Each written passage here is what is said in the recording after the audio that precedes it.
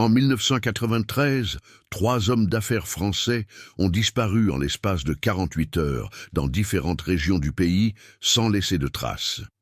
Aucune demande de rançon n'a été formulée, aucune activité bancaire suspecte n'a été constatée dans l'immédiat et aucun témoin n'a pu établir de lien formel entre les disparitions. La presse a traité ces événements comme des disparitions isolées, malgré une troublante coïncidence. Tous 3 avaient participé, quelques semaines auparavant, à la même réunion d'affaires près de Lyon, organisée par une petite société de conseil en logistique et technologie. Le premier à disparaître fut Marc Delon, un homme de 46 ans, associé d'une entreprise de transport routier au contrat en pleine expansion dans le sud de la France, a quitté son domicile par un matin pluvieux de mars au volant de sa propre voiture pour se rendre à un rendez-vous supposé avec des investisseurs.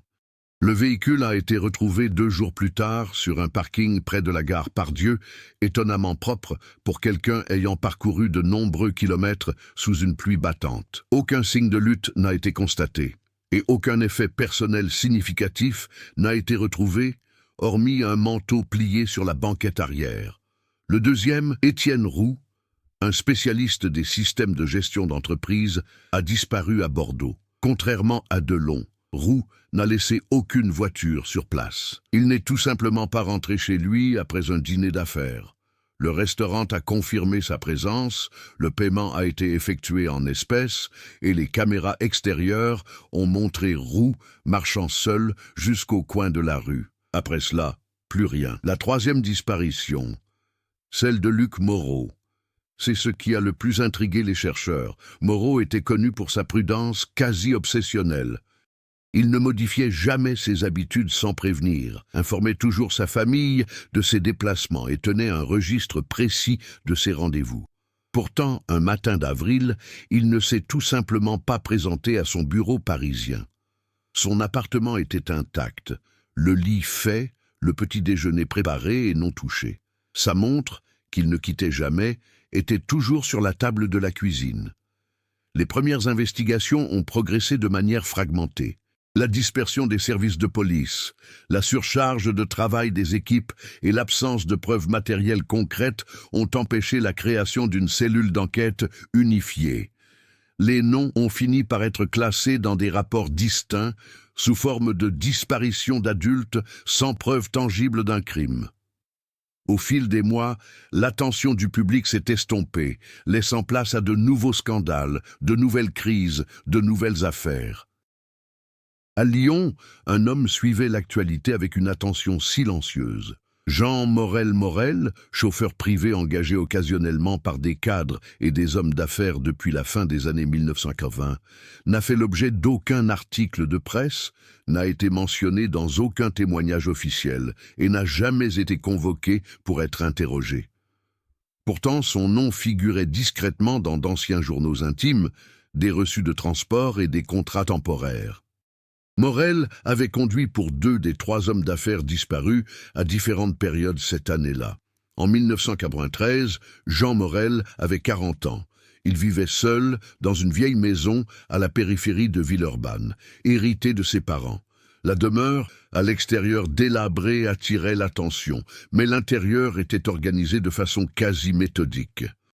Morel suivait des horaires stricts, notait ses trajets avec précision et avait une habitude peu commune chez les automobilistes de l'époque. Il consignait les plaques d'immatriculation, les adresses et les heures avec une minutie quasi obsessionnelle. Non par paranoïa, mais par méthode. Au moment des disparitions, Morel continua de travailler normalement. Son comportement ne suscita aucun soupçon. Il ne demanda pas de congé, ne déménagea pas et ne modifia pas ses habitudes. Il se contenta de réduire ses horaires de nuit et de refuser les missions dans les zones industrielles abandonnées, chose qu'il n'avait jamais faite auparavant. Au fil des ans, les affaires se sont enlisées. En 1998, l'une des enquêtes a été officiellement classée, faute de nouveaux éléments. En 2001, une autre a connu le même sort. Les noms des hommes d'affaires disparus sont devenus une simple note de bas de page dans les dossiers de police et ont suscité une curiosité occasionnelle sur les forums d'enquêteurs amateurs. En 2003, Jean Morel a été victime d'un léger AVC alors qu'il conduisait pour un client. Il a survécu, mais a perdu une partie de sa mobilité du côté gauche. Incapable de reprendre son métier de chauffeur, il a vécu de ses économies et d'une petite aide de l'État. C'est à cette époque qu'il a décidé de vendre la maison familiale.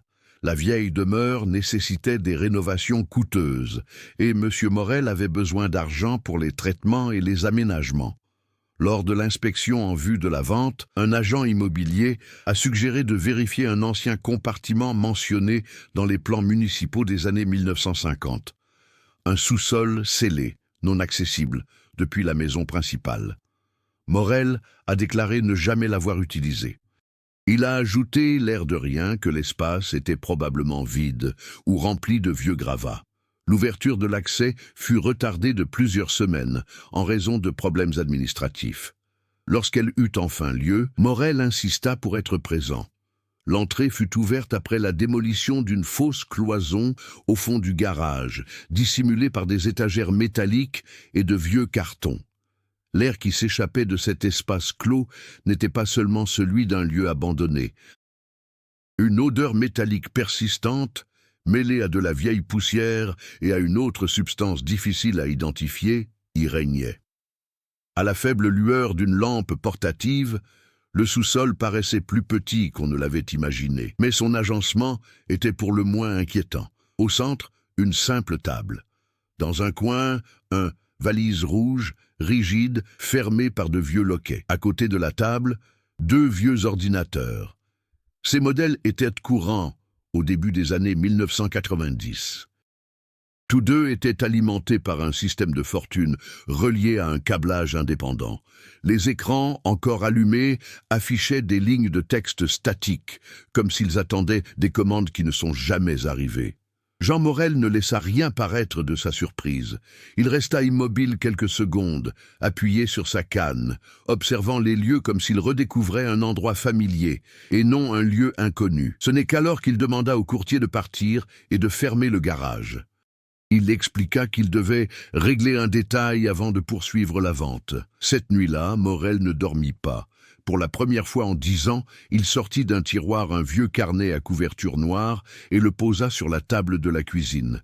Les premières notes dataient de janvier 1993. Le carnet à la couverture noire demeurait sur la table lorsque l'aube se leva à Villeurbanne. Jean Morel ne l'ouvrit pas aussitôt. Il prépara du café, rangea ses médicaments et s'assit prudemment, comme il le faisait depuis l'accident. Ce n'est que lorsque le silence de la rue devint absolu qu'il commença à feuilleter les premières pages, écrites de la même écriture ferme qu'une décennie auparavant. Ces notes n'étaient ni des confessions ni des confidences. Il s'agissait de relevés objectifs. Nom, date, adresse, montant versé, plaque d'immatriculation. Un schéma qui reflétait le paysage économique de la France du début des années 1990, une période marquée par une croissance économique inégale, une externalisation massive et une croissance discrète des sociétés de conseil privées opérant dans la zone grise de la légalité. De petites entreprises, souvent sans siège social fixe, servaient d'intermédiaires dans les contrats entre des secteurs qui préféraient ne laisser aucune trace. Jean Morel évoluait dans ce monde sans y appartenir. Chauffeur indépendant, il connaissait les parkings souterrains, les hôtels discrets en bordure d'autoroute et les zones industrielles ouvertes en dehors des heures de bureau. Il était souvent engagé par des entreprises exigeant une discrétion absolue, mais qui posaient rarement de questions. Pour Morel, cela signifiait simplement travailler. Pour d'autres, c'était une source d'opportunités. Le cabinet de conseil chargé d'organiser la réunion à Lyon début 1993 s'appelait Alpine Stratégie. Officiellement, elle proposait des services d'optimisation logistique. En réalité, elle mettait en relation des chefs d'entreprise endettés avec des investisseurs intéressés par des acquisitions rapides, souvent au bord de la faillite. L'entreprise n'a jamais fait l'objet d'une enquête approfondie. Elle a changé de nom à 2 reprises en moins de 3 ans et a cessé ses activités en 1996 sans laisser de traces significatives dans les procédures judiciaires. Marc Delon était le premier nom associé à Alpine Stratégie dans le carnet de Morel. On y trouvait la trace de 3 voyages effectués pour lui, 2 à Lyon, 1 à Grenoble. Ce dernier, noté avec une précision inhabituelle, indiquait un déplacement nocturne vers un ancien hangar ferroviaire désaffecté. L'heure de retour était manquante. Étienne Roux apparaît sur moins de pages, mais ses observations sont plus détaillées. Il parle peu durant les trajets, mais insiste pour porter une mallette rigide, toujours posée entre ses pieds. Dans une de ses notes, Morel note « Demande d'arrêt imprévu du client, changement de véhicule ». Sans autre commentaire, Luc Moreau, quant à lui, figurait fréquemment dans le carnet. Non pas comme client direct, mais comme une présence récurrente aux réunions et rassemblements où Morel était engagé pour être disponible pendant des heures. Moreau n'avait pas souvent recours au chauffeur, mais il observait. Il posait des questions indirectes, relevait des détails apparemment insignifiants et manifestait un intérêt inhabituel pour la logistique des déplacements et pas seulement pour le contenu des réunions. Le contexte commercial français de l'époque favorisait ce type d'opération. La numérisation était encore balbutiante, les contrats étaient signés sur papier et les systèmes de contrôle communiquaient rarement entre eux. Cela permettait aux données de circuler en dehors des registres officiels, notamment en présence d'intermédiaires techniques. Les ordinateurs trouvés dans la cave de Morel n'avaient rien d'exceptionnel dans ce contexte. Des machines simples, utilisées pour stocker des tableurs, des listes de contacts et des codes d'accès à des systèmes d'entreprise isolés. Outre des hommes d'affaires, le carnet mentionnait d'autres noms. Certains étaient identifiables, comptables, avocats, consultants. D'autres n'apparaissaient qu'avec des initiales et une fonction comme ingénieur système ou représentant bancaire. On y trouvait également des références à des réunions dans des villes plus petites, loin des grands centres urbains où ces rassemblements passaient inaperçus. Parmi ces noms, un se distinguait par sa répétition et sa façon d'être écrit. Elle, pas de nom de famille, pas de fonction précise, seulement des dates et des lieux. Sur certaines pages, Morel avait souligné l'écriture avec une telle force qu'on pouvait marquer la page suivante. Aucune explication, seulement la constance de sa présence. La relation de Morel avec ce monde était fonctionnelle, mais non neutre. Il observait les schémas, il savait quand un client était nerveux, quand il dissimulait des informations ou quand il craignait d'être suivi. Avec le temps, il apprit à anticiper les demandes non formulées, les détours et les changements de programme soudains. Cela le rendit précieux et invisible. Après son AVC, Morel tomba dans l'oubli. Ses anciens contacts ne répondirent plus à ses appels. Aucun des noms figurant dans le carnet ne se présenta pour lui apporter son aide ou des éclaircissements. La vieille maison, avec sa cave oubliée, devint malgré elle un dépôt d'informations que personne d'autre ne semblait se rappeler. L'agent immobilier chargé de la vente ignorait tout de ce passé. Pour lui, Morel n'était qu'un ancien chauffeur à la retraite, réservé et excessivement méthodique. L'agence immobilière insistait pour que la propriété soit libérée, désireuse de conclure la vente rapidement. Il fallait vider le sous-sol, l'évaluer et en dresser un inventaire.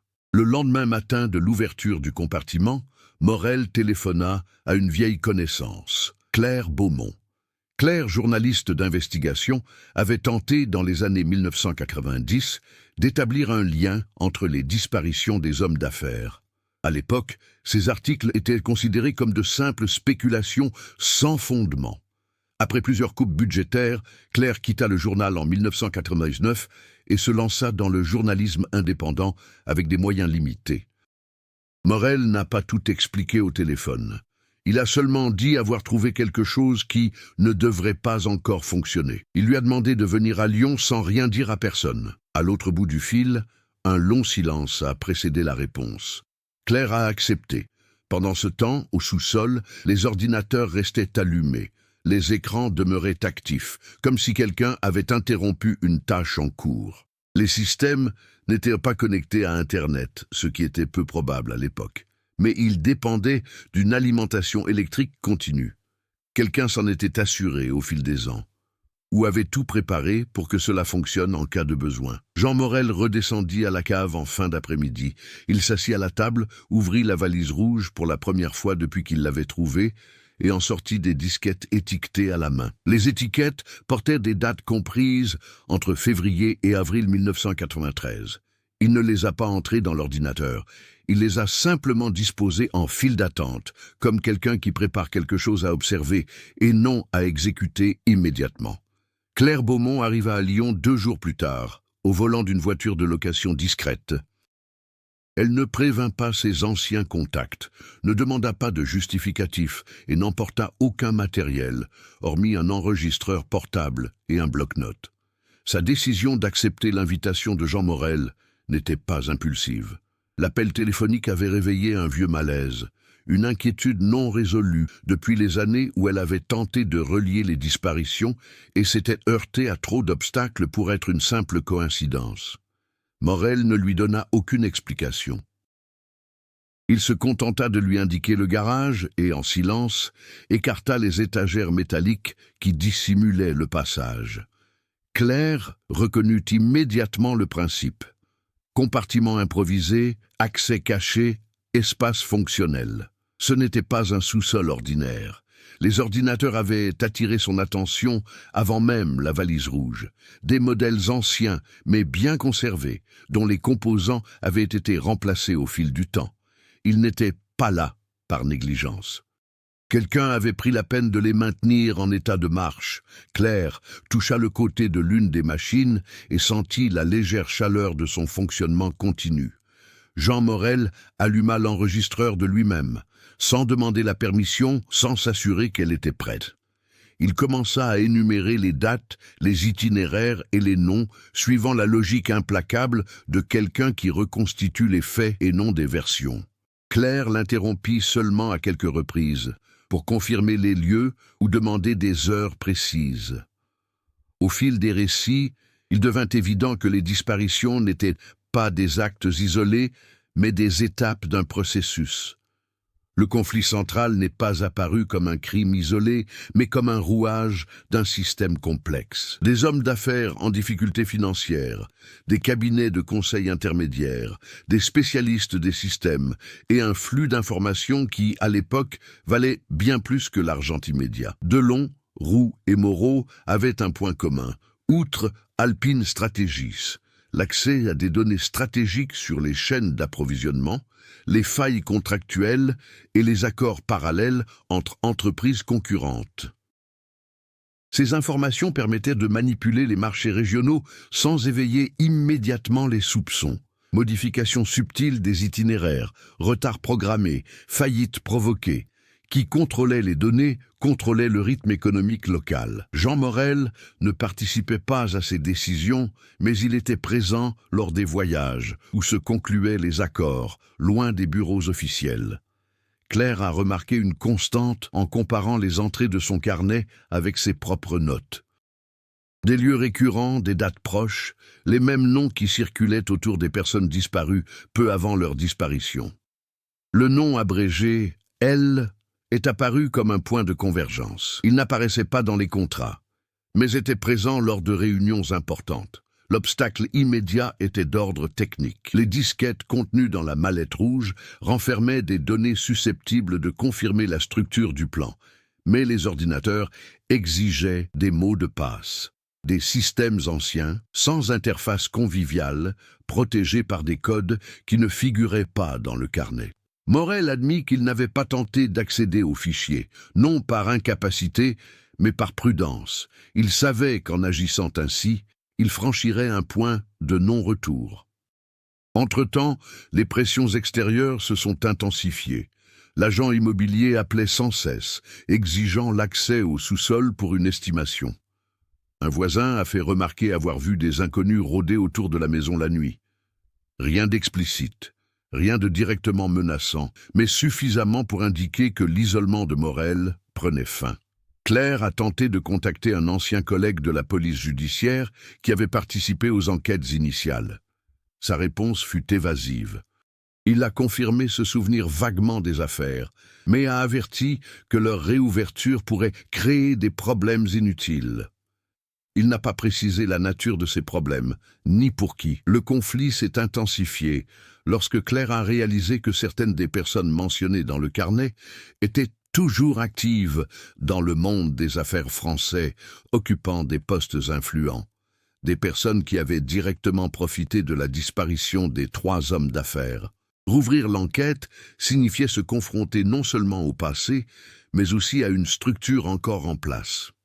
Jean Morel commença à ressentir les effets de cette tension. Une enveloppe sans adresse d'expéditeur fut déposée dans sa boîte aux lettres.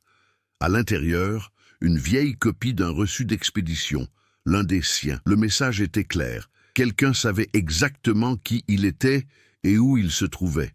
Malgré cela, Morel ne céda pas. Il entreprit un examen méthodique des archives, recoupant les dates avec d'anciennes cartes et des plans industriels. Chaque nouveau détail renforçait l'idée que les disparitions avaient été planifiées avec une précision logistique, et non comme des actes impulsifs. Rien n'avait été laissé au hasard, sauf la cave, du moins c'est ce qu'il semblait. Claire proposa de passer à l'étape suivante. Accéder aux données, non pas pour les publier immédiatement, mais pour comprendre l'ampleur réelle du problème. Morel accepta à une seule condition.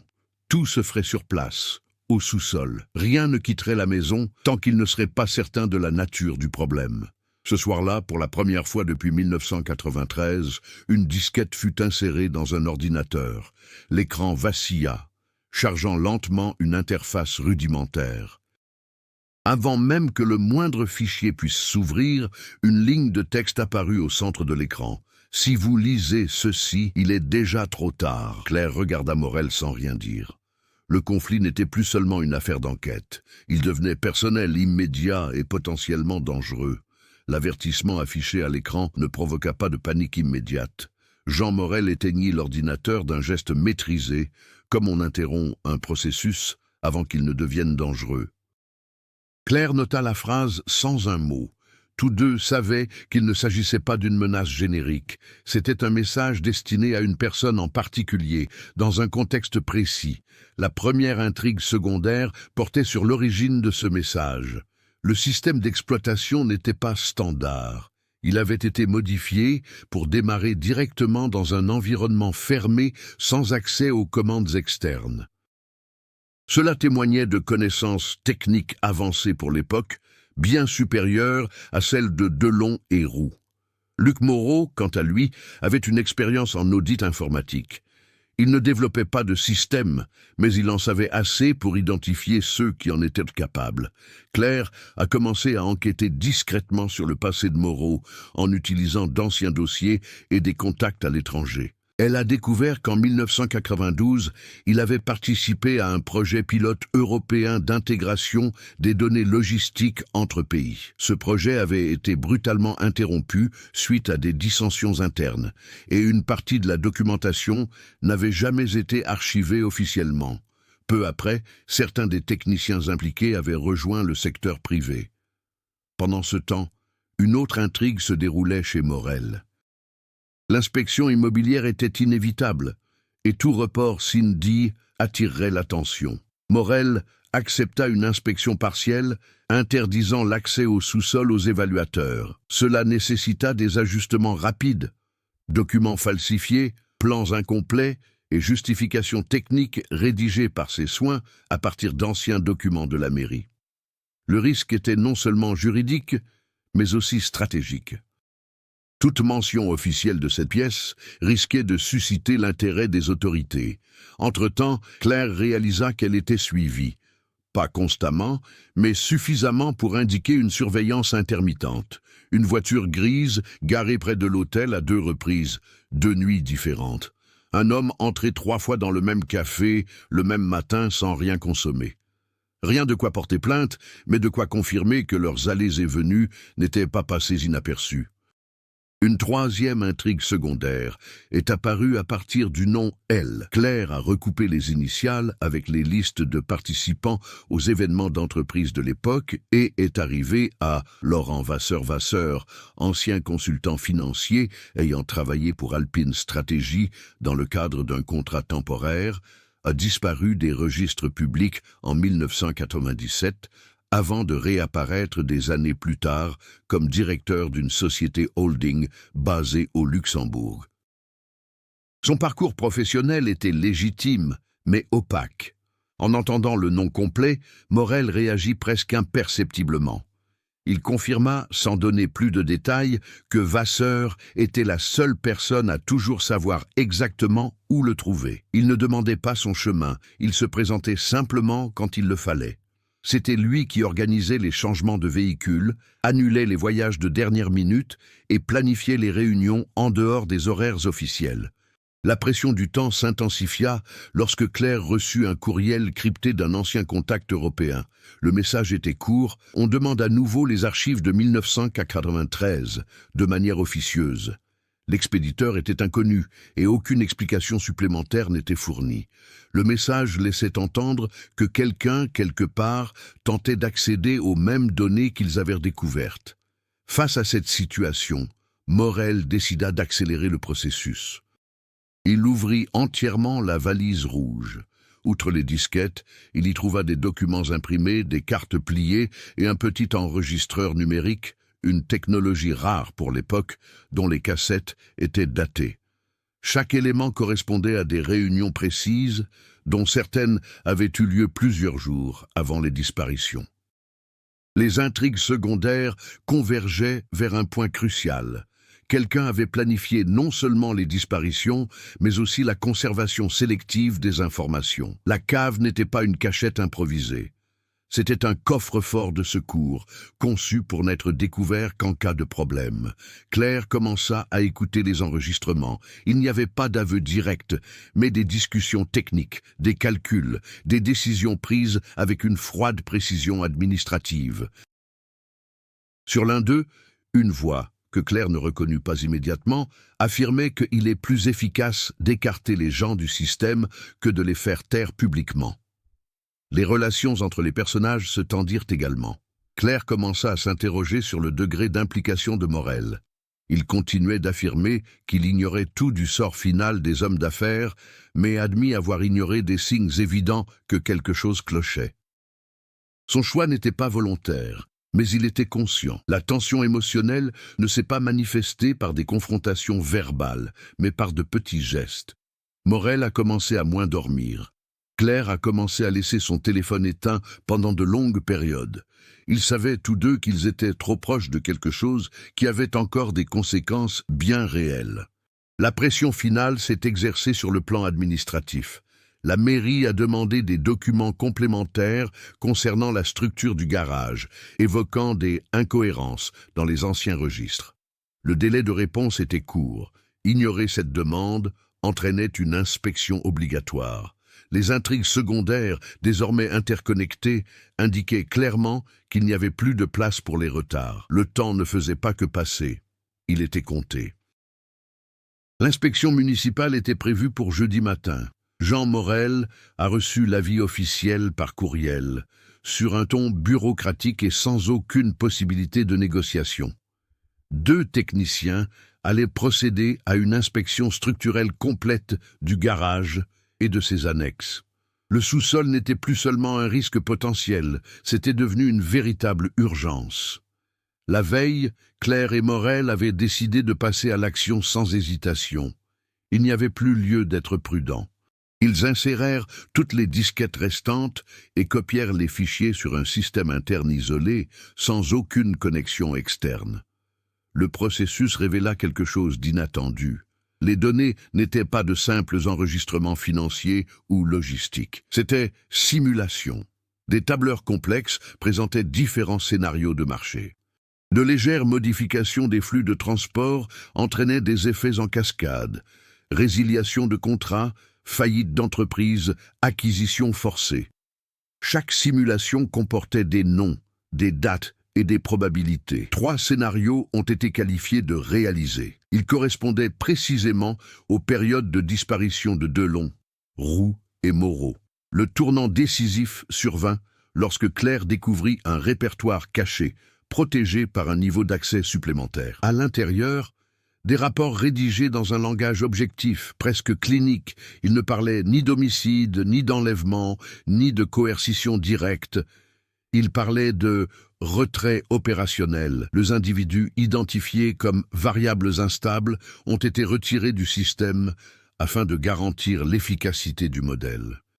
Luc Moreau n'apparaissait pas comme une victime, mais comme auteur. Certains rapports indiquaient que Moreau avait collaboré à l'élaboration du modèle, contribuant à identifier les goulots d'étranglement humain susceptibles de compromettre le contrôle des chaînes décisionnelles. À un certain moment, les rapports eux-mêmes indiquaient que Moreau était devenu une personne à risque. Son éviction était planifiée selon la méthode même qu'il avait contribué à créer. Jean Morel garda le silence, en lisant le nom. Aucun choc apparent, seulement un lent ajustement de sa posture, comme si quelque chose d'ancien avait enfin retrouvé sa place. Il ouvrit une des cassettes de l'enregistreur numérique. La voix de Moreau résonna clairement, enregistrée des semaines avant sa disparition. Il n'y eut aucune peur, seulement une prise de conscience. Moreau a décrit le système comme ayant dévié de sa finalité initiale.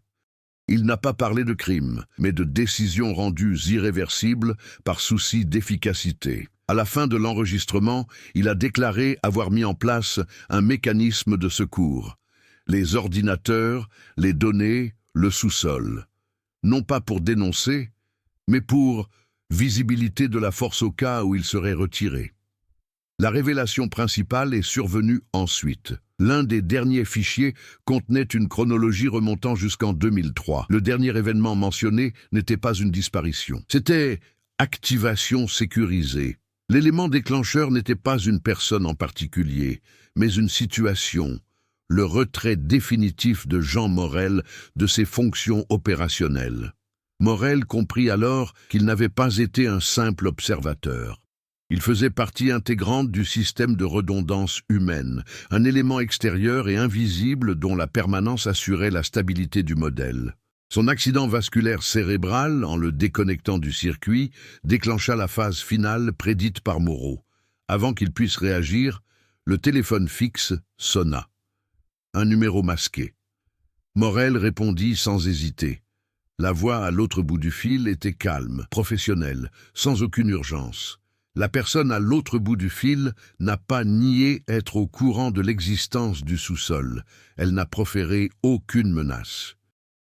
Elle les a simplement informés que l'inspection prévue le lendemain matin n'aurait pas lieu, et qu'en contrepartie, elle exigeait que les dossiers restent à leur place. Claire regarda Morel raccrocher. Aucun accord verbal, aucune confirmation explicite. Pourtant, ils savaient tous deux que l'histoire avait pris un tournant. Il ne s'agissait plus de révéler le passé, mais de prendre une décision qui contrôlerait ceux qui en survivraient. Le lendemain matin, aucun technicien de la mairie ne s'est présenté. Aucun appel d'annulation, aucune justification officielle. Le courriel de confirmation d'inspection n'avait toujours pas été mis à jour, comme si la procédure avait tout simplement été supprimée du flux de travail administratif. Pour Jean Morel, ce n'était pas un soulagement, mais une confirmation. Claire passa la journée à observer les réactions extérieures. Elle tenta de contacter l'agence immobilière et reçut des réponses vagues. La vente avait été temporairement suspendue pour des raisons internes. Le courtier, d'abord si coopératif, devint soudain évasif. Ce silence n'était pas neutre, il était délibéré. La première conséquence directe fut le changement de comportement de Morel. Il cessa de réagir aux événements et commença à organiser des routines avec un objectif précis. Il modifia l'accès au sous-sol, démonta une partie du câblage de fortune et redistribua les données entre les ordinateurs, créant ainsi des redondances physiques. Chaque action indiquait qu'il avait accepté le rôle qui lui avait été assigné, non pas celui d'un exécuteur testamentaire, mais celui d'un tuteur involontaire. Claire, quant à elle, se trouvait confrontée à un conflit professionnel immédiat. Publier la moindre information à ce moment-là reviendrait à exposer non seulement le stratagème, mais aussi elle-même et Morel. L'appel téléphonique avait clairement indiqué qu'elle était sous surveillance active. Elle commença à rédiger des rapports qu'elle ne diffuserait pas, organisant les faits en différentes versions. Une pour une publication ultérieure, une autre pour les négociations et une troisième simplement pour s'en souvenir. Les conséquences se sont étendues bien au-delà de la maison. Deux des personnes citées dans les rapports confidentiels ont annoncé, presque simultanément, une retraite anticipée. Une autre a transféré des actifs hors de France. Aucun de ces mouvements n'a été publiquement lié aux disparitions, mais le schéma était évident pour ceux qui connaissaient les données. Le système s'adaptait pour minimiser les risques. Morel reçut un second message, cette fois par courrier ordinaire. Une simple enveloppe, sans logo. À l'intérieur, un document officiel, le reclassement de sa propriété en structure d'intérêt historique secondaire, ce qui interdisait toute rénovation ou démolition importante sans autorisation spéciale. La maison devint en pratique intouchable. Le sous-sol aussi. La réaction émotionnelle ne s'est pas manifestée par le désespoir ou l'indignation, mais par l'épuisement. Morel a commencé à avoir des moments de faiblesse, des erreurs motrices mineures. Claire a compris que le fardeau ne résidait pas dans le risque immédiat, mais dans la durée indéterminée de la situation. Il n'y avait pas de solution claire, seulement une gestion au jour le jour. Ils ont évoqué la possibilité de détruire les données. Techniquement possible, mais logistiquement irréalisable. Des simulations ont révélé l'existence de copies partielles ailleurs. Supprimer le coffre-fort ne démantèlerait pas le système. Cela ne ferait que supprimer un point d'observation. Paradoxalement, conserver les fichiers intacts était le seul moyen de garantir un certain équilibre. Ses relations personnelles en ont également été affectées. Claire a pris ses distances avec ses anciens collègues, a rompu tout contact et a changé ses habitudes. Elle est devenue plus prudente, moins impulsive. Son implication dans l'affaire a transformé son identité professionnelle. Elle a cessé d'être une simple journaliste d'investigation et est devenue un acteur d'une opération de répression silencieuse. La conséquence la plus significative survint lorsque Claire reconnut la voix de l'appel téléphonique. Non pas grâce à ses souvenirs directs, mais en réécoutant l'un des anciens enregistrements. L'intonation, le rythme, le choix des mots correspondaient. L'appelant était une personne qui apparaissait dans les enregistrements comme consultant externe. Jamais nommé, toujours désigné comme facilitateur. Le système n'avait pas disparu. Il était simplement devenu plus discret. Jean Morel comprit alors que son rôle n'était ni de révéler ni de détruire, mais de gagner du temps. Chaque jour où les données restaient inutilisées était un jour où des décisions extrêmes n'auraient pas à être prises. Le coût de ce choix était personnel, silencieux et permanent. Les conséquences se sont accumulées sans exploser. Il n'y a eu ni arrestation, ni gros titres, ni aveux.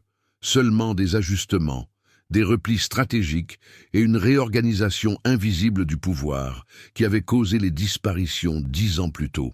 L'histoire n'évoluait pas vers une conclusion immédiate, mais vers un stade où chaque action future aurait un poids décuplé. Jean Morel comprit que la passivité n'équivaut pas à la maîtrise de la situation.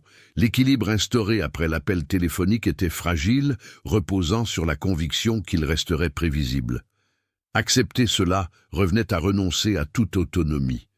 Pour lui, le dépassement de cette situation ne passerait pas par une confrontation directe, mais par un changement de position discret. Il a commencé par réorganiser ce qu'il maîtrisait déjà le mieux, les itinéraires, les horaires et les schémas. À l'aide de cartes anciennes et de données récentes, Morel a comparé les flux logistiques de 1993 à ceux du début des années 2000. Il a identifié les points où le système dépendait encore de décisions humaines, et non d'une automatisation complète.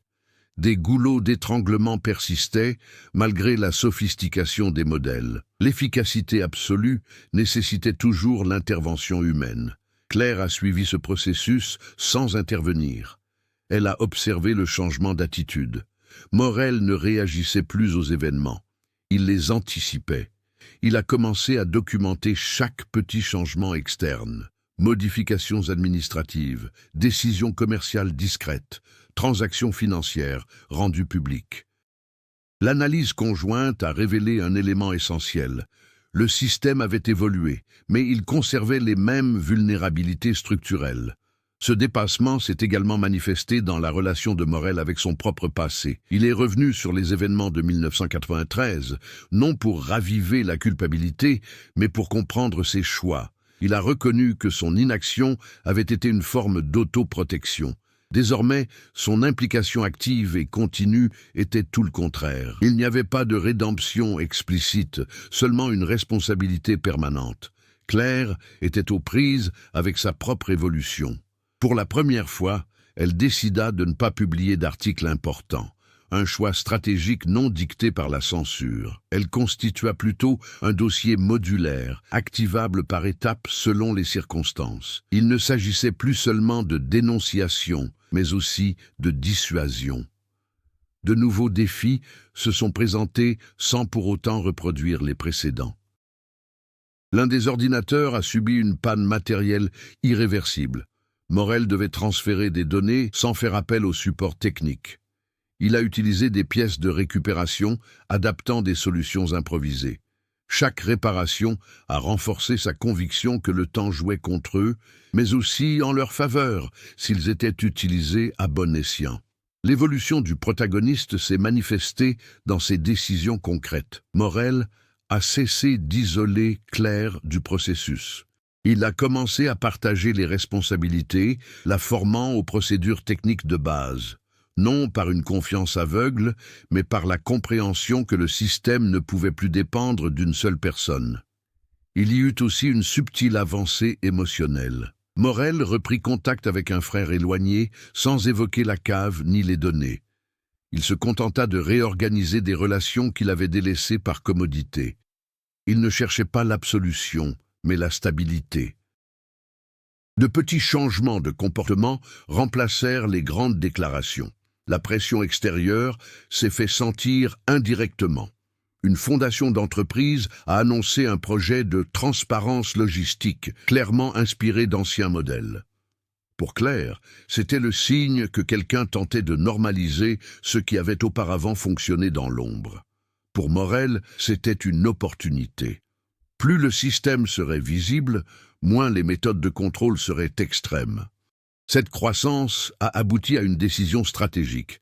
Morel a créé un mécanisme de temporisation interne dans les archives, un système nécessitant une intervention manuelle périodique pour préserver l'intégrité des données. Sans cette intervention, les archives se seraient lentement dégradées, devenant inutilisables. Il n'a rien détruit. Il a simplement conditionné la survie de l'information à sa propre action consciente. Ce choix a redéfini sa position. Il a cessé d'être un simple gardien passif pour devenir un acteur de l'équilibre. Il n'intervenait pas directement dans le monde extérieur, mais il influençait le rythme auquel les décisions irréversibles pouvaient être prises. Le dépassement de ce défi ne s'est pas traduit par une victoire éclatante.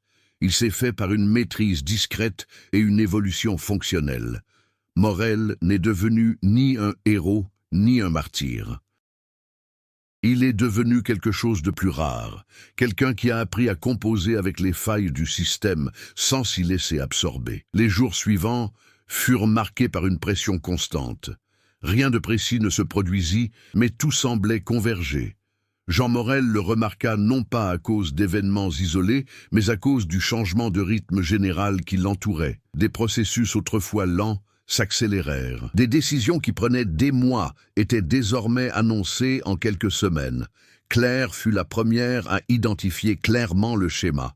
En recoupant les communications de l'entreprise, les rapports publics et les analyses de marché, elle réalisa que plusieurs projets logistiques étaient intégrés selon la même logique opérationnelle. Le langage variait, mais la structure était identique aux simulations trouvées au sous-sol.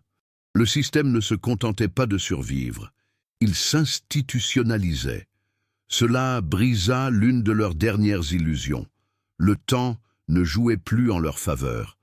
Le délai instauré par Morel commençait à perdre de son efficacité. Le système évoluait vers un stade où il ne dépendrait plus d'intermédiaires invisibles ni de décisions informelles. Dès lors, le coffre-fort cesserait d'être un point d'équilibre et deviendrait un risque inutile. Il fallait résoudre les intrigues secondaires avant que cette transition puisse être achevée. Claire a finalisé le dossier qu'elle préparait depuis des semaines. Il ne s'agissait ni d'un récit, ni d'une enquête classique. C'était un recueil de preuves organisé pour une lecture technique. Données, corrélations, comptes rendus de décisions et conséquences économiques directes. Rien d'émotionnel, rien de spéculatif. Chaque section se terminait par la même question implicite. Qui en a profité? Elle n'avait pas l'intention de le publier immédiatement. Elle en a créé 3 exemplaires papier et 2 exemplaires numériques, conservés à différents endroits, avec des instructions claires, pour une diffusion automatique en cas de survenance de certains événements, notamment le décès ou la disparition de Jean Morel. Elle ne lui a pas donné de détails à ce sujet. Elle l'a seulement informé que le contenu ne dépendait plus de décisions futures. Morel, quant à lui, s'est concentré sur l'aspect le plus délicat, rendre le coffre-fort inutile pour ceux qui recherchaient un contrôle total, mais indispensable pour ceux qui privilégiaient la stabilité. Il a fragmenté les données restantes en formats incompatibles entre eux, dépendant d'un matériel spécifique et d'une connaissance opérationnelle directe. Ce n'était pas de la cryptographie moderne, mais de l'obsolescence programmée. Chaque fragment pris individuellement était sans valeur. Ensemble, ils conservaient une certaine valeur. Cependant, cette valeur ne pouvait être révélée que par quelqu'un qui connaissait les chemins, les moments et les décisions qui avaient façonné le système depuis le début. Morel ne protégeait pas des informations. Il protégeait contexte. Entre-temps, les pressions extérieures se sont fait plus pressantes. Claire a reçu une demande d'entretien formelle de la part d'une fondation d'entreprise nouvellement créée, axée sur la transparence et l'efficacité des chaînes d'approvisionnement. L'invitation était impersonnelle, mais le moment choisi était délibéré. Elle a refusé sans donner d'explication. Durant cette même période, Morel remarqua de petits changements autour de la maison. Une voiture différente garée dans la rue, à des heures différentes. Des techniciens de la compagnie d'électricité effectuant des relevés sans qu'on les lui ait demandé. Rien d'illégal, rien d'agressif. Juste une présence suffisante pour lui rappeler qu'on l'observait. La dernière intrigue secondaire en suspens concernait Laurent Vasseur. Le nom de Vasseur commença à circuler plus fréquemment dans les documents publics. Réunions du conseil d'administration, événements internationaux, interviews sur l'innovation. Vasseur avait cessé d'être discret. Pour Morel, ce n'était pas un signe de confiance, mais celui d'un chapitre clos. Les gens comme Vasseur ne se montraient en public que lorsqu'ils estimaient le risque écarté. La confirmation est arrivée par lettre, ni par téléphone, ni par courriel. Une invitation directe, polie, presque cordiale. Vasseur proposait une rencontre pour régler de vieux comptes. Le lieu choisi, un hôtel près de l'aéroport de Lyon, n'était pas un hasard. Les espaces de transit réduisent les confrontations, atténuent les conséquences et permettent des départs rapides. Claire comprit immédiatement la gravité de la décision. Cette réunion n'était pas une négociation ouverte, mais une ultime tentative de repositionnement. Le système devait savoir si Morel était encore un acteur majeur ou simplement un vestige tolérable. Ils ont discuté des possibilités pratiques, non morales. Si Morel n'y allait pas, le système continuerait de fonctionner sans opposition. S'il y allait et acceptait l'accord tacite, le coffre-fort perdrait toute sa raison d'être. S'il y allait et refusait, les conséquences seraient imprévisibles. Morel décida de partir. Avant cela, il a réglé le dernier point matériel, la maison. Il a officiellement annulé la vente, assumant des pénalités financières qu'il ne pouvait pas se permettre. Ce n'était pas un geste spectaculaire, mais une décision définitive. Tant que la maison resterait à son nom, le sous-sol resterait hors de toute négociation, inspection ou réinterprétation administrative. La veille de la réunion, Morel descendit seul au sous-sol, non pas pour analyser des données, mais pour observer l'espace dans son ensemble. L'environnement ne lui paraissait plus menaçant ni mystérieux. Il était simplement fonctionnel. Un lieu où des décisions avaient été mises de côté, en attendant quelqu'un prêt à en assumer le coût. Il a laissé à Claire des instructions claires, non pas comme un adieu, mais comme une procédure. Des horaires, des déclencheurs, des actions automatiques, tout ce qui pouvait être exécuté sans interprétation subjective. En cas de problème, le système réagirait sans intervention humaine supplémentaire. Le lendemain matin, en quittant son domicile, Morel n'emporta que des documents personnels et un carnet vierge. Pour la première fois depuis des années, il ne transportait aucune donnée, aucun document, aucune garantie matérielle. Les préparatifs étaient terminés. Le point culminant ne dépendrait pas de nouvelles révélations, mais de la confrontation entre deux formes de contrôle. Un système qui éliminait les variables humaines et un homme qui était devenu précisément cela, la variable qu'on ne pouvait éliminer sans un coût excessif. Jean Morel arriva à l'hôtel en début de soirée, avant l'heure convenue. Il choisit un emplacement dans le hall qui lui permettait d'observer les entrées, les sorties et les reflets dans les vitres latérales. Ce n'était pas de la paranoïa, mais une habitude. Pendant des années, il avait survécu en anticipant les mouvements. L'hôtel était plein de gens de passage, cadres, familles, intérimaires, un contexte idéal pour des conversations qui n'auraient pas dû avoir lieu. Laurent Vasseur le savait, Morel le savait aussi. L'apparition de Vasseur ne surprit personne. Il portait un costume discret, élégant, sans être ostentatoire.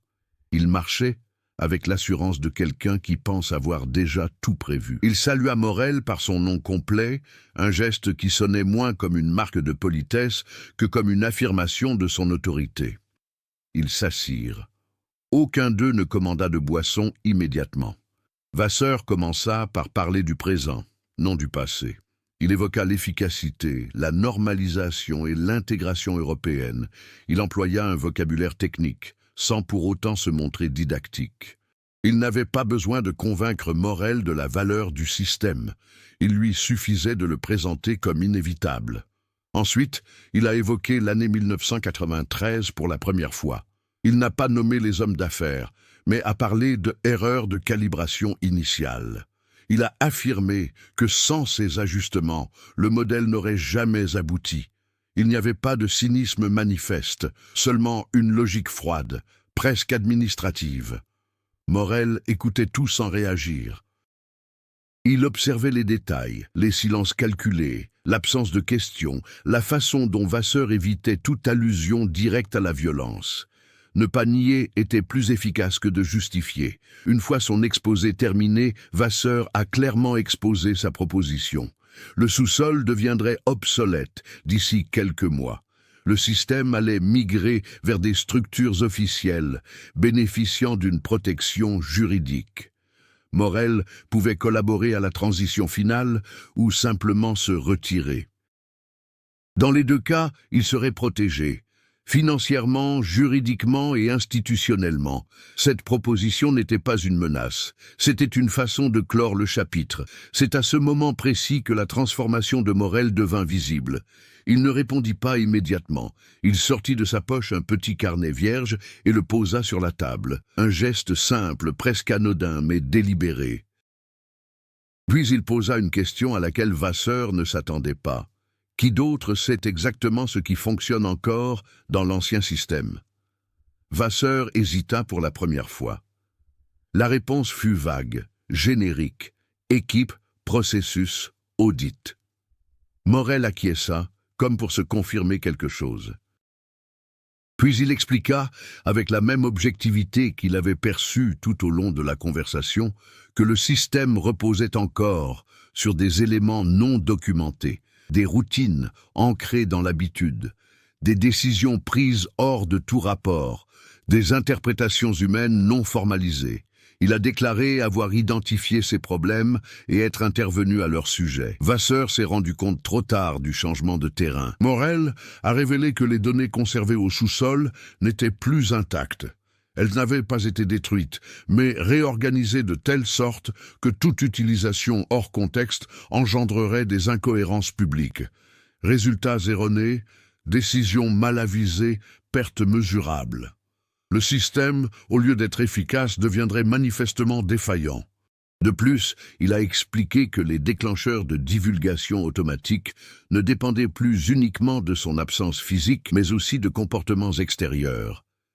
Si certains projets avançaient trop vite, si certaines personnes occupaient des postes spécifiques, des parties du dossier seraient rendues publiques, non pas à titre de dénonciation, mais comme une étude technique comparative. Le silence qui suivit était sans précédent. Vasseur comprit alors que le système était confronté à quelque chose qu'il n'avait jamais vraiment anticipé. Quelqu'un qui ne recherchait ni gain, ni pouvoir, ni notoriété, seulement des limites. Quelqu'un prêt à maintenir une impasse indéfiniment. Il tenta de reprendre le contrôle, en proposant des ajustements, des concessions, voire une reconnaissance institutionnelle. Morel refusa tout sans élever la voix. Il déclara simplement que le système devait réapprendre une notion fondamentale. On ne peut pas éliminer toutes les variables sans en augmenter les coûts. Il se leva avant que Vasseur ne puisse clore la conversation à son propre rythme. Il a quitté l'hôtel sans être suivi. Le lendemain matin, Claire attendait des nouvelles, sa montre égrenant les minutes. Aucune alarme ne retentit, aucun déclencheur automatique ne s'activa. Cette fois, le silence n'était pas une menace. C'était un résultat. Quelques heures plus tard, des communiqués officiels ont commencé à circuler. Le consortium européen a annoncé le report de la normalisation logistique en raison de la nécessité de réévaluer les impacts humains et opérationnels. Le discours était technique, mais le changement était évident. Le système avait reculé. Jean Morel rentra chez lui en fin de journée. Il descendit à la cave et éteignit un des ordinateurs. Pas tous, un seul. Un geste symbolique, mais nécessaire. Le coffre-fort n'avait plus besoin d'être pleinement opérationnel. Il lui suffisait d'exister. Pour la première fois depuis 1993, Morel ne ressentait plus le poids de cette omission. Non pas que tout fût résolu, mais parce que l'équilibre avait été rétabli selon de nouvelles modalités. Il n'avait pas détruit le système, il ne l'avait pas non plus révélé, il l'avait simplement contraint à reconnaître ses limites. Et cela, pour une organisation fondée sur l'efficacité absolue, représentait la défaite ultime possible. Les semaines qui suivirent la réunion à l'hôtel ne firent la une des journaux ni donnèrent lieu à des enquêtes publiques. Pour les observateurs extérieurs, rien d'extraordinaire ne s'était produit. Pourtant, sous la surface administrative et corporative, une profonde restructuration était en cours. Les projets qui avaient progressé à un rythme inhabituel ont commencé à subir des révisions techniques successives. Des audits internes ont été annoncés discrètement. Les conseils d'administration ont modifié les calendriers, remplacé les consultants et reformulé les objectifs. Il n'y a pas eu de recul déclaré, seulement une prudence accrue. Le système, soumis à une limite qu'il ne pouvait supprimer, s'est adapté. Jean Morel observait ces changements à distance, non en stratège actif, mais en observateur silencieux. Il n'avait plus besoin d'intervenir directement. Le simple fait de demeurer là, vivant, attentif et prévisible uniquement pour lui-même, suffisait à maintenir l'équilibre instable qu'il avait instauré. Le sous-sol cessa d'être un centre d'opération et commença à remplir sa dernière fonction. Mémoire conditionnelle. Certains ordinateurs restèrent allumés, d'autres furent progressivement mis hors service. Morel ne supprima aucun fichier ni ne réorganisa les données. Il se contenta de réduire l'activité au strict minimum nécessaire pour que le système ne puisse jamais affirmer avec certitude que l'information était définitivement perdue. Claire Beaumont a observé le même processus sous un autre angle. Son dossier n'a jamais été publié, mais il n'a jamais cessé d'exister. Il a circulé de manière restreinte et fragmentée, parvenant aux analystes, aux chercheurs et aux organismes de contrôle sous des formats neutres, sans aucun récit accusateur. Ce n'était pas une mise en accusation, mais un document de référence technique. Un rappel que les décisions prises par le passé continuent d'avoir des conséquences mesurables. Ce choix a marqué la fin de son parcours professionnel. Claire a cessé de rechercher la reconnaissance publique. Elle a commencé à travailler comme consultante indépendante, évaluant des projets qui prétendaient atteindre une efficacité extrême ou une automatisation totale. Son nom apparaissait rarement, mais son influence grandissait discrètement. Elle avait compris que la visibilité n'était pas toujours la forme de transformation la plus efficace. Sur le plan institutionnel, les disparitions de 1993 n'ont jamais fait l'objet d'une réouverture officielle.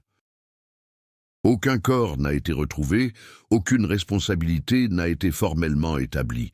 Pourtant, les noms de Marc Delon, Étienne Roux et Luc Moreau sont réapparus dans des rapports universitaires, des études de cas et des analyses critiques des défaillances éthiques dans les processus d'optimisation des entreprises. Non pas comme victimes d'un crime classique, mais comme exemple du coût humain de systèmes mal réglementés. Ce changement symbolique était significatif. L'histoire n'a pas été réécrite comme une justice tardive, mais comme un avertissement structurel. Laurent Vasseur disparut de la scène publique quelques mois plus tard. Aucun scandale, juste une transition discrète. Ses fonctions furent redistribuées, son implication diluée. Pour le système, il avait rempli son rôle. Pour Morel, il n'était plus qu'une variable de plus, devenue insignifiante. La maison de Villeurbanne demeura intacte. Classée comme bâtiment d'intérêt secondaire, elle devint pratiquement immuable. Morel s'y adapta peu à peu, ne rénovant que le nécessaire pour y vivre dignement. La cave subsista, mais on s'y rendait rarement. Non pas qu'elle n'ait perdu de son importance, mais parce qu'elle avait déjà rempli sa fonction principale. L'impact le plus durable a été interne. Jean Morel ne se considérait plus comme un simple réceptacle du système. Sa transformation n'avait rien d'héroïque ni de rédempteur. Elle était fonctionnelle. Il avait accepté que sa responsabilité n'était pas de corriger le passé, ni de dénoncer les responsables, mais d'empêcher que ce même schéma ne se reproduise. Cette acceptation lui apporta une stabilité inattendue. Morel reprit ses habitudes simples, courtes promenades, repas réguliers et contacts familiaux sporadiques. Il ne recherchait pas la paix, mais la continuité. Chaque jour, sans événement extrême, était pour lui une victoire concrète. Claire lui rendait visite de temps à autre. Leurs conversations ne portaient plus sur les disparitions, ni sur les données. Ils parlaient des mutations du marché, des nouvelles technologies, des décisions politiques dissimulées sous un vernis de neutralité technique. Ils avaient tous deux développé une sensibilité commune, celle de reconnaître les dangers d'une efficacité excessive. À long terme, le monde de l'histoire a évolué subtilement, mais de façon perceptible. Des termes comme optimisation totale et élimination des redondances humaines s'accompagnent désormais de réserves. Les protocoles d'évaluation éthique sont devenus obligatoires pour les projets d'envergure. Rien de tout cela n'est dû à un événement isolé, mais à une accumulation de résistances silencieuses. Le système qui avait commencé par éliminer des individus pour maintenir le contrôle devait désormais justifier chaque décision avec une prudence accrue. Il était devenu plus lent, plus visible, moins absolu. Jean Morel savait que ce n'était pas une victoire définitive. Les systèmes se réinventent. Les nouvelles générations oublient les vieilles mises en garde. Pourtant, une chose était différente désormais. La certitude que l'élimination de toutes les variables engendrerait des coûts croissants et imprévisibles. Ce soir-là, après avoir éteint les lumières de la maison, Morel traversa le garage et contempla l'endroit où le faux mur était resté. Il ne ressentit ni poids ni soulagement, seulement une reconnaissance. L'histoire ne s'est pas conclue par une justice pleine et entière, ni par une révélation publique. Elle s'est achevée par l'imposition d'une limite, le rétablissement de l'équilibre et la permanence d'un souvenir qu'on ne pouvait plus ignorer. Et dans ce monde-là, c'était ce qui se rapprochait le plus d'une conclusion possible. Des années plus tard, un chercheur a découvert une référence indirecte aux disparitions de 1993 dans un rapport technique oublié, sans nom complet ni conclusion définitive. Le document ne désignait aucun coupable, se contentant de décrire des défaillances systémiques corrigées au fil du temps. Il l'a classé comme une curiosité historique. Cette même semaine, Jean Morel éteignit définitivement le dernier ordinateur du sous-sol. Il n'était plus nécessaire, l'information avait déjà rempli son rôle. Le silence qui régnait n'était pas vain, il était vigilant. Quelque part, le système continuait de fonctionner, mais il savait désormais que tout ne pouvait être effacé sans laisser de traces. Si ce récit vous a amené à vous interroger sur la mesure dans laquelle les systèmes, entreprises ou décisions rationnelles peuvent dépasser les limites humaines, partagez vos réflexions dans les commentaires. Ce genre d'histoire ne s'arrête pas à la fin du texte, elle alimente le débat qu'elle suscite. Si vous pensez que les récits réalistes, fondés sur des faits plausibles et des dilemmes éthiques contemporains, méritent une plus grande visibilité, aidez ce contenu à toucher un public plus large. Aimez, partagez et abonnez-vous à la chaîne pour suivre de nouvelles histoires qui explorent des mystères, des décisions silencieuses et des conséquences qui font rarement la une des journaux.